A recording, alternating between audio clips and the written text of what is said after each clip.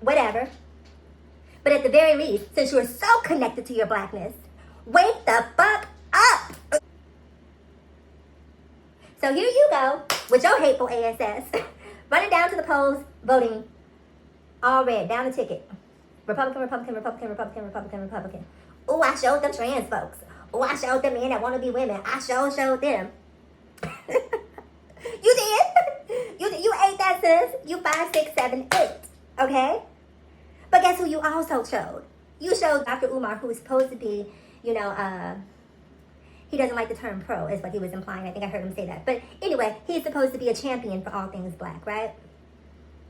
But where are you speaking out to let people know that a Republican put this information out there? That a Republican used this information to essentially win the black vote, the black female vote, because the black female vote is one of the strongest voting blocks, and the voting block that can shift the election either left or right. And the easiest way to grab a hold of it is to get you to hate something and to install cognitive dissonance into you without you even realizing it. I'm busy. So she says we're the gatekeepers because, again, the framing or the context was as if this trans woman was saying that trans women, those who are M to F trans, were somehow implying that we too take ownership or vested interest in menstrual cycles. And that wasn't the context. So listen, Just Hilarious, Dr. Umar, and any content creator who created anti-trans content based on that viral clip of the trans woman saying that cis women don't own periods, you owe the black community an apology, right? And let me tell you why you owe the black community an apology, because you are doing your master's bidding by putting that information, that misinformation, out there into the ether with reckless abandon and not realizing the repercussions and ramifications of trying to promote hate speech. So here we have the trans woman in her own words providing context in terms of what happened and why it happened. You don't even know the context. That video was me responding to a cis woman being transphobic to a trans man, which is why I said you don't own period, you don't own womanhood. A Republican went on my page, because the video is 2 years old, went on my page, clipped it, and had that quick little moment, put it on Twitter, and went viral, and it had like 5 million views in one day. And that's how the drama started. And then someone clipped it and put it on Instagram, and that's how Jess got involved. You don't see it on Fox News. You don't see it being stitched on TikTok. You're not going to see it all over YouTube. You know why? Because it's not sensational. Not only is it not sensational, it also shows that it was in response to transphobia. Now, we definitely can have that getting out there. And so this notion, so Jess responds to the video and says that, we are the gatekeepers. We are the gatekeepers. Girl, gatekeep. I got other things to do. That gate, you mind it. Have fun. I don't have any problems. Gatekeep all day long. I'm busy. I'm busy. So she says we're the gatekeepers because, again, the framing or the context was as if this trans woman was saying that trans women, those who are M to F trans, were somehow implying that we too take ownership or vested interest in menstrual cycles. And that wasn't the context.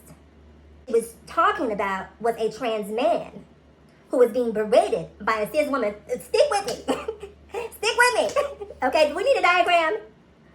Okay, that's what she was talking about. And so, as a trans man, you can still have a menstrual cycle depending on where you are in your transition. Which brings me to another point. So Jess says, we are the gatekeepers, baby, or honey, whatever she said. You guys are delusional. Let me tell you what's delusional. What's delusional is speaking to an entire community and not having a comprehensive understanding of what that community includes. So let me break it down for you. Within the umbrella of trans, because I know you guys get confused by pronouns and all this other stuff, but here we go. You have pre-op. That means someone who is wanting to have gender confirmation surgery, but has not yet completed.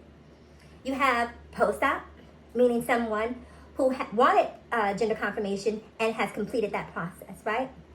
You have non-op, meaning someone who is not even thinking about it, would not consider it, doesn't have time for it. And then you also have undecided, right? Someone who is just not sure which direction that they want to go. And until they're decided about the direction that they want to go, they're not moving, okay? And so as you can see, within the umbrella of the trans community, not everyone wants what you have. Not everyone wants what you have, but it doesn't matter. So that's a whole conversation unto itself, and I'm not going to go down that rabbit hole. I want to stick to the task, and the task is coming here talking about Dr. Umar and Jess Hilarious, since they went on this propaganda campaign, this hate speech tour talking about trans women.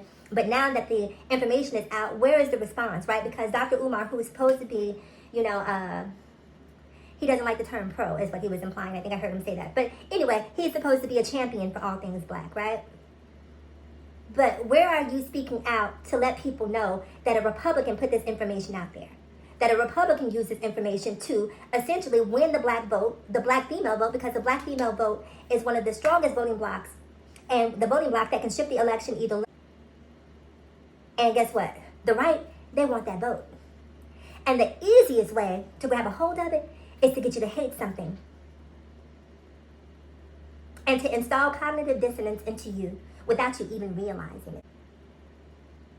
So here you go with your hateful ASS, running down to the polls, voting all red, down the ticket. Republican, Republican, Republican, Republican, Republican, Republican. Oh, I showed them trans folks. Oh, I showed them men that want to be women. I showed them. You did. You ate that, sis. You 5, 6, 7, 8. Okay? But guess who you also showed? You took away your right to reproductive rights. Okay? You took away your right to affirmative action. You took away your right to have your kids learn the true history of America. You took away the right to have to have your children not learn that there were benefits to slavery. You did that. You did that. You 5, 6, 7, 8. Now listen, I can lead you to water, but you cannot drink out of my cup. You're going to have to bring your own, okay? So listen, all of these people like the Jess Hilariouses, the Dr. Umars, who are out there pushing this anti-trans propaganda, but not counterbalancing that, okay? Because don't be pro-trans. You don't have to be. I'm good with that. But where is the balance in letting the people know that you're delivering this message to, that there is an intention behind this messaging, and to not buy into that messaging? So if you want to be steeped in your transphobia, okay, be locked in, whatever. But at the very least, since you're so connected to your blackness, wake the fuck up. Wake up. Because my trans ass can't do anything. And all of these people get so upset, right, about all things trans, haven't been in the bathroom with a trans, at least that they know of. Their children haven't been hurt or harmed by anyone trans. Their men, at least that I know of, haven't been stolen by someone that's trans. They haven't been evicted by someone that's trans. The cost of eggs didn't rise because of trans. The cost of gas did not rise because of trans. But all of that is immaterial because you are consuming that steady diet that, that hate tastes so good. More hate, more hate, more hate. You are consuming that, right? To the point that your belly is full. And you can't see what's true and what's not true. So don't be anti-trans if you must. But at least have the consciousness to wake up and understand that if you vote for the candidates who are anti-trans, you're going to get that part. You're going to get anti-trans legislation, but you're also going to get what else comes along with that. And if you enjoy subjugation, if you enjoy being oppressed, okay, then have at it. Anyway, again, Dr. Umar, Just Hilarious, I need a response. Where are you guys in terms of you speaking up and speaking out now that we know that it was a Republican putting this propaganda out to essentially gaslight the black community, in particular black women? Bye.